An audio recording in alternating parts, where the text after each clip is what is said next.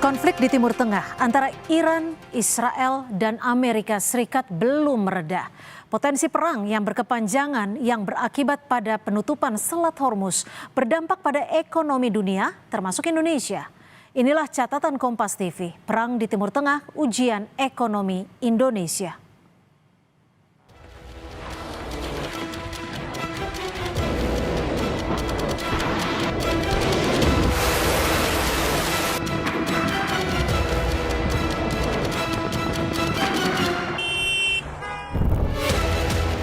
Konflik di Timur Tengah antara Iran, Israel, dan Amerika belum mereda. Kondisi ini membuat dunia ketar-ketir, apalagi setelah jalur ekonomi dunia di Selat Hormuz ditutup oleh Iran. Ancaman krisis energi menghantui dunia tidak terkecuali Indonesia. Indonesia menyiapkan sejumlah antisipasi, diantaranya mengalihkan impor minyak mentah, BBM, dan LPG dari Timur Tengah ke Amerika Serikat dan memastikan cadangan BBM nasional masih aman dan mencukupi untuk kebutuhan bahkan sampai Lebaran.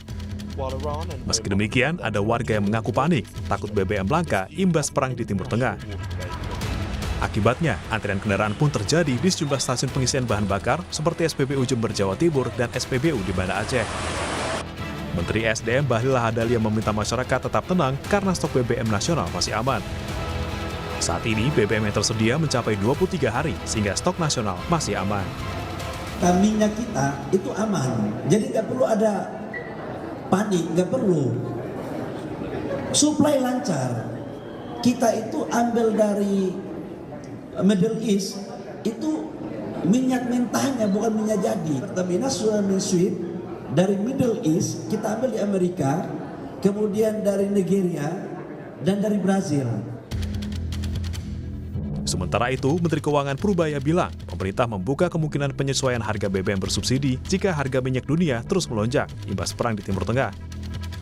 Purbaya menggambarkan, jika harga minyak mencapai rata-rata $92 per barel, maka berpotensi memperlebar defisit anggaran.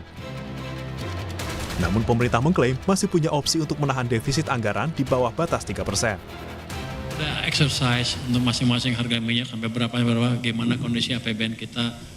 Nah, mereka masih rahasia, jadi nggak saya keluarkan, nanti mungkin di Rabu kita keluarkan gambarnya. Tapi yang jelas kita udah exercise sampai kalau harga minyak naik ke $92 per barrel, apa dampaknya ke defisit. Kalau nggak diapain, defisit kita naik ke 3,6% kalau nggak salah dari PDB. Itu kalau kita nggak ngapa-ngapain. Tapi kan biasanya kita bisa langkah-langkah penyesuaian sehingga kita bisa menjaga tetap di bawah 3%. Tak hanya kenaikan harga minyak, namun dampak perang Timur Tengah yang berkepanjangan juga berpotensi membuat Indonesia terancam kesulitan mendapatkan pasokan minyak dikarenakan negara-negara lain yang turut berebut stok minyak yang terbatas di pasar global. Ini selain adanya resiko harganya melonjak tinggi, kedua belum tentu kita bisa mendapatkan pasokan gitu, karena pertama, kita harus mencari dari negara lain ya. Salah satu yang paling memungkinkan adalah dari Amerika, karena pemerintah juga sudah melakukan kerjasama bilateral. Yang kedua, negara-negara lain tentu juga akan berebut. Jadi bukan hanya Indonesia yang mengalami kegentingan terhadap pasokan energi, tetapi juga negara-negara besar lain seperti Tiongkok dan juga India. Nah, itu artinya kita memang dalam situasi yang saling memperebutkan pasokan yang terbatas tadi, Mas. Bila perang terus berkepanjangan, terutama blokade Selat Hormuz yang menjadi jalur utama pengiriman minyak mentah ke seluruh dunia, maka potensi terjadinya krisis ekonomi akan menjadi kenyataan. Langkah antisipasi jangka panjang pemerintah tentu diharapkan bisa menekan dampak ekonomi dari perang di Timur Tengah ini. Tim Liputan Kompas TV. Ketahanan ekonomi Indonesia saat ini sedang diuji.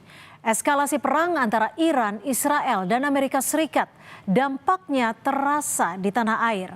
Mulai dari kelangkaan bahan baku bagi pelaku industri petrokimia hingga panic buying di SPBU sejumlah daerah karena khawatir stok BBM habis. Bila perang terus berkepanjangan, terutama blokade Selat Hormuz yang menjadi jalur utama pengiriman minyak mentah ke seluruh dunia terus berlangsung, maka potensi terjadinya krisis ekonomi akan menjadi kenyataan.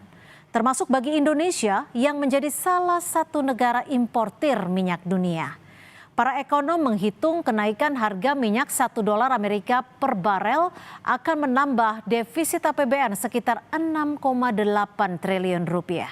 Sementara itu saudara, pada sesi perdagangan New York Jumat lalu, harga minyak mentah Brent yang jadi patokan internasional tembus $92,69 Amerika Serikat per barel.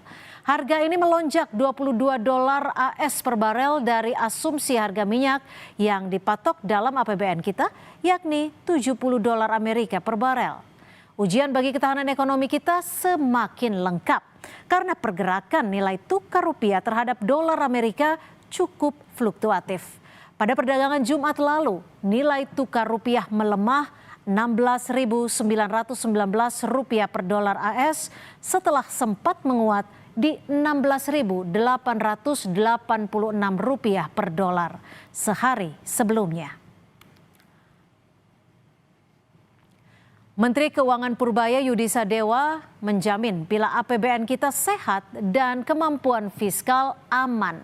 Tetapi kita tahu juga defisit anggaran pendapatan dan belanja negara per 28 Februari 2026 sudah menembus 135,7 triliun rupiah atau 0,53% terhadap produk domestik bruto atau PDB.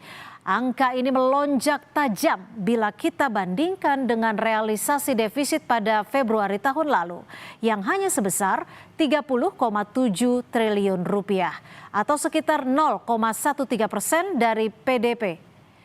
Jadi meski APBN sehat dan kemampuan fiskal aman, pemerintah masih punya pekerjaan rumah mengurangi defisit APBN agar kita memiliki ruang fiskal yang lebih leluasa untuk menghadapi ketidakpastian global.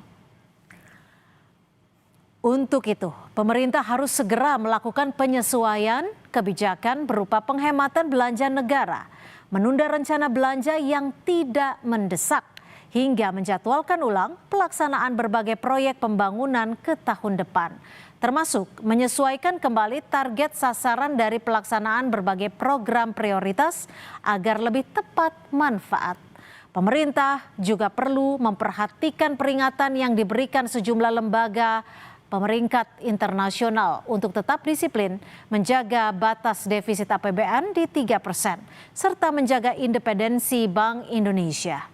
Hal ini penting dilakukan supaya Indonesia tetap berada dalam kategori negara layak investasi. Sebagai kepala pemerintahan, Presiden Prabowo Subianto sebaiknya tetap berada di dalam negeri dan fokus bekerja untuk menjaga stabilitas ekonomi kita.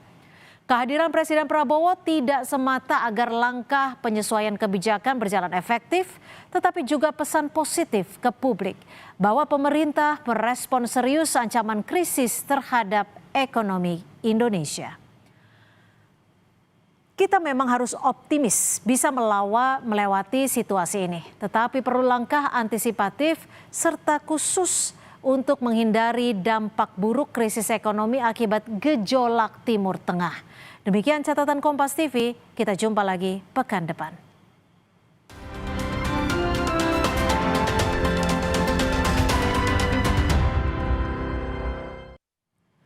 Saudara, informasi lain di Kompas Petang masih akan kami sajikan selepas jeda, tetap bersama kami.